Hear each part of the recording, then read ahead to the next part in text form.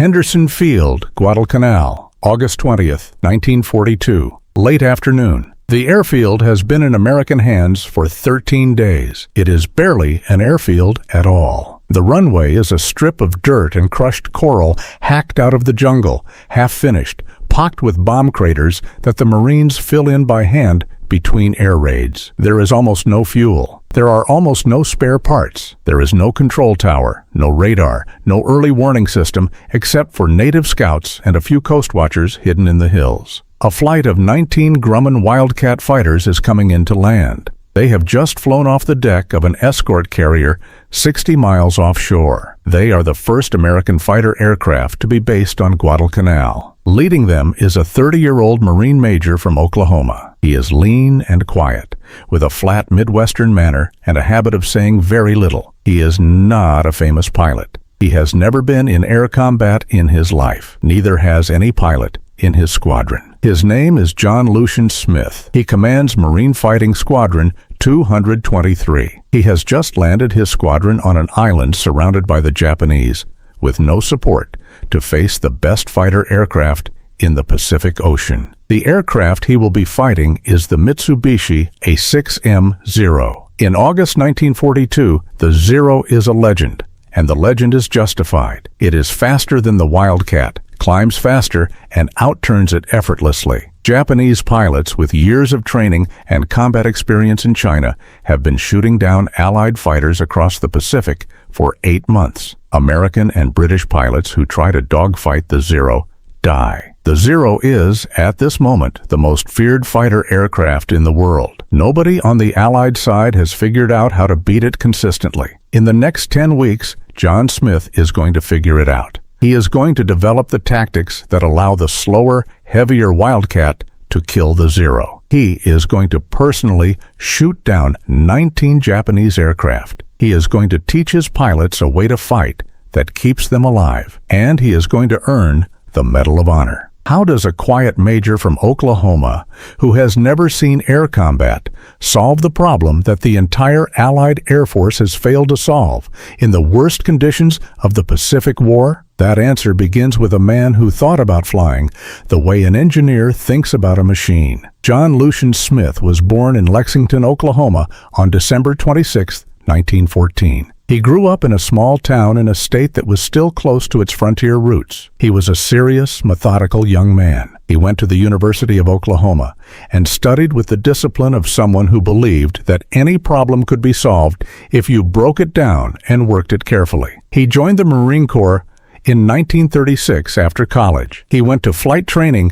and earned his wings in 1937. For the next 5 years, he flew Marine aircraft in peacetime, mastering the technical details of his profession. He was not flashy. He did not seek attention. But he understood aircraft and aerial gunnery at a deep level, and his superiors recognized him as one of the most capable young officers in Marine aviation. In early 1942, after Pearl Harbor, Smith was given command of a new fighter squadron, Marine Fighting Squadron 223. The squadron was equipped with Grumman F-4F Wildcats. Smith's job was to take a group of young, inexperienced pilots and turn them into a combat unit. He approached the problem the way he approached everything, methodically. The central problem was the Zero. By early 1942, intelligence reports about the Japanese Zero were coming in from China and from the early Pacific battles. The picture was grim. The Zero could outturn, outclimb, and outrun the Wildcat in almost every situation. Allied pilots who engaged it in a turning dogfight, the classic form of air combat, were being slaughtered. Smith studied the reports. He talked to the few pilots who had survived encounters with the Zero. He looked at the technical specifications of both aircraft, and he began to work out a solution. The Wildcat could not beat the Zero by fighting the way fighters had always fought. It could not turn with it, so it had to fight a different way. The Wildcat had two real advantages over the Zero. It could dive faster because it was heavier and more ruggedly built, and it could absorb far more damage because it had armor plating and self-sealing fuel tanks, which the Zero lacked. Smith built his tactics. Around those two advantages, his pilots would never try to turn with a zero. They would attack from above in a fast diving pass, fire a concentrated burst from their 6 heavy machine guns, and then dive away to safety, using their superior diving speed to escape. They would never stay and dogfight. They would hit and run again and again. And they would always fly in pairs so that one pilot could watch the other's tail. He drilled these tactics into his pilots before they ever reached combat. He made them practice diving attacks until they could do it in their sleep. He told them over and over the one rule that would keep them alive: never try to turn with a zero. In August 1942, VMF-223 was ordered to Guadalcanal. VMF-223 landed at Henderson Field on August 20th, 1942. They were the first fighter squadron to operate from the island. The conditions were appalling. The runway was barely usable. There was almost no fuel, no spare parts, no proper maintenance facilities. The pilots slept on the ground in the rain. They ate captured Japanese rice. They were bombed during the day and shelled at night. Within days, most of them had dysentery, and every day the Japanese came. The raids came down from Rabaul, 600 miles to the northwest. 20 or 30 bombers, escorted by Zeros. The coast watchers hidden in the hills of Bougainville would radio a warning when the Japanese formations passed overhead, giving Henderson Field a precious hour of notice. The Wildcats would scramble and climb as high as they could to get above the incoming raid. Smith led the first interception on August 21st, the day after he landed. He shot down a Zero. It was his first kill, and the squadron's first kill. He had drawn first blood with the tactics he had developed. Over the following weeks, the tactics proved themselves again and again. Smith's pilots, attacking from above and diving away, killed Zeros and bombers while keeping their own losses far lower than anyone had expected. The hit-and-run method worked. The pilots who followed Smith's rules survived. The few who forgot the rules and tried to dogfight a Zero usually did not come back. Smith led from the front. He flew almost every interception. He took the most dangerous position in the formation. He demonstrated the tactics in combat so that his pilots could see them work. He was not a natural showman like some aces. He was a teacher who happened to be deadly. By the middle of September, Smith had become the leading American ace in the Pacific. He had shot down more than a dozen Japanese aircraft. His squadron had shot down many times that number. The methodical major from Oklahoma had turned VMF-223 into the most effective fighter unit at Guadalcanal. He was also burning out. Like every man at Henderson Field, he was sick, exhausted, and flying combat every single day with no rest. The strain on the pilots was immense. They were always outnumbered. They never knew if they would survive the day's raid. They watched friends die. One of Smith's young pilots, in the middle of the worst weeks at Guadalcanal, asked him how he stayed so calm. The pilot was rattled. He had watched 2 squadron mates go down that week. He did not know if he would survive. Smith did not give him a speech. He said, "You are scared. That is fine. Everybody up there is scared. The Japs are scared too. Being scared does not matter. What matters is whether you follow the rules when you are scared." The pilot said, "The rules?" Smith said, "Never turn with a Zero. Attack from above. Fire a good burst and dive away. Stay with your wingman.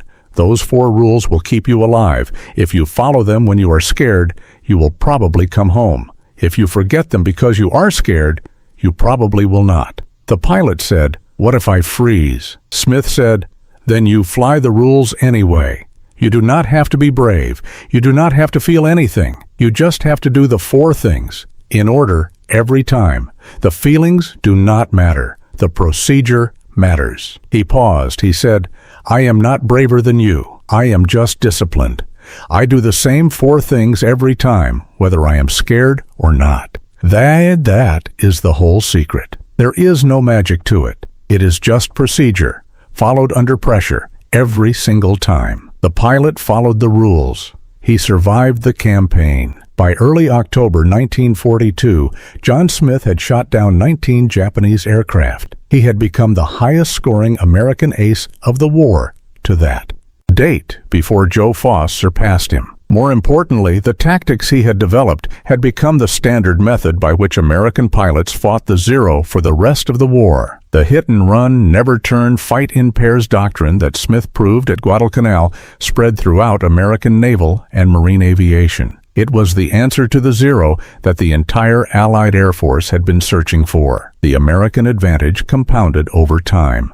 As more pilots learned to fight the Zero correctly, and as the Japanese lost more of their irreplaceable veteran pilots, the balance tilted further and further toward the Americans. By 1944, the kill ratio had become so lopsided that the Battle of the Philippine Sea was called the Marianas Turkey Shoot. That turning point began with the tactics that John Smith worked out in his head before he ever reached Guadalcanal and proved in combat over Henderson Field. In October 1942, Smith was pulled out of Guadalcanal. He had flown continuous combat for 7 weeks. He was sick and exhausted. The Marine Corps had decided that he was too valuable to lose and too experienced to waste. They sent him home to teach the tactics he had developed to new pilots. In February 1943, John Smith was awarded the Medal of Honor by President Roosevelt at the White House. The citation read, in part, for conspicuous gallantry and heroic achievement in aerial combat above and beyond the call of duty as commanding officer of Marine Fighting Squadron 223 during operations against enemy Japanese forces in the Solomon Islands area, August to September 1942. Repeatedly risking his life in aggressive and daring attacks, Major Smith led his squadron against a determined force greatly superior in numbers, personally shooting down 16 Japanese planes between August 21st and September 15th, 1942. He was 28 years old. John Smith's contribution to the Pacific War was larger than his 19 kills. His real achievement was the doctrine. He was among the first to systematically work out how the Wildcat could beat the Zero, and the first to prove it in sustained combat. The tactics he developed kept thousands of American pilots alive over the following 3 years. Every American fighter pilot who attacked from above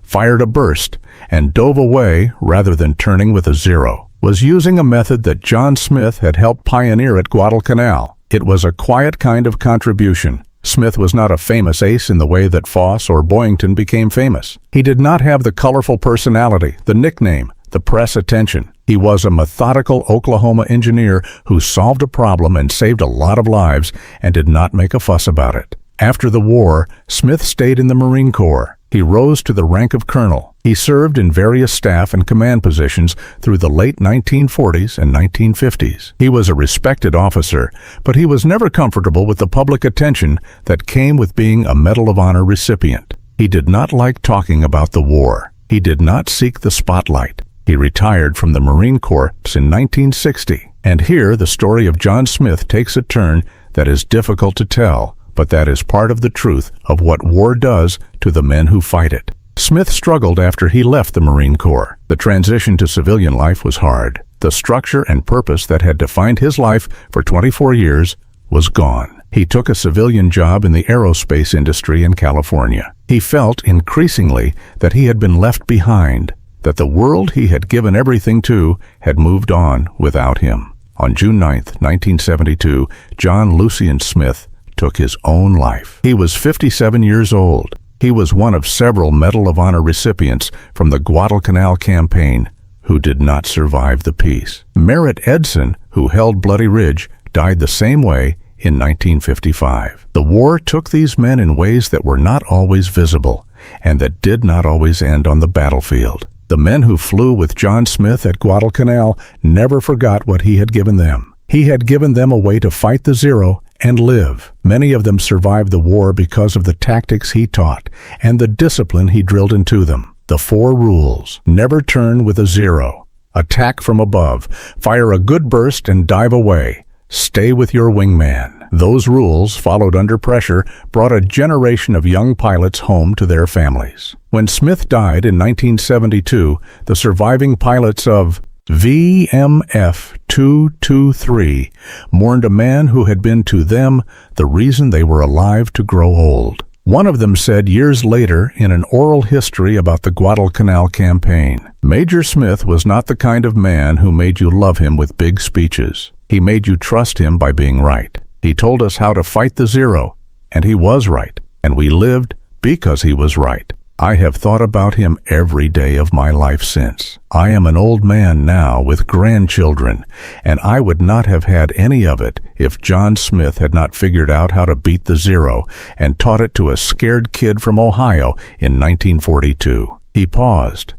He said, "He saved my life, and he never asked for anything in return. And in the end, the war took him anyway, just slower than it took the others. I wish I could have done for him what he did for me. I wish somebody could have told him at the end how many of us got to grow old because of him." The doctrine that John Smith developed at Guadalcanal outlived him. It is still studied. The principle at its heart, that you fight with your own strengths rather than the enemy's, that you do not let the enemy choose the terms of the fight, is a principle that fighter pilots learn to this day. It came from a quiet major from Oklahoma who broke down an impossible problem, solved it methodically, proved it in the worst conditions of the war, and saved more lives than he ever knew. If your father, your grandfather, your uncle, anyone in your family served in Marine Fighting Squadron 223, in any of the early Cactus Air Force squadrons at Guadalcanal, or as a Marine or Navy fighter pilot in the Pacific,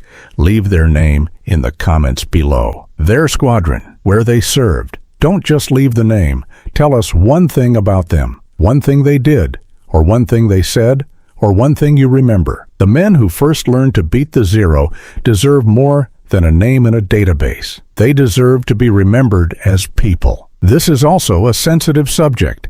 If you or someone you know is struggling, you are not alone, and help is available. Reach out to someone you trust. Subscribe if you want the next story. There are more of them.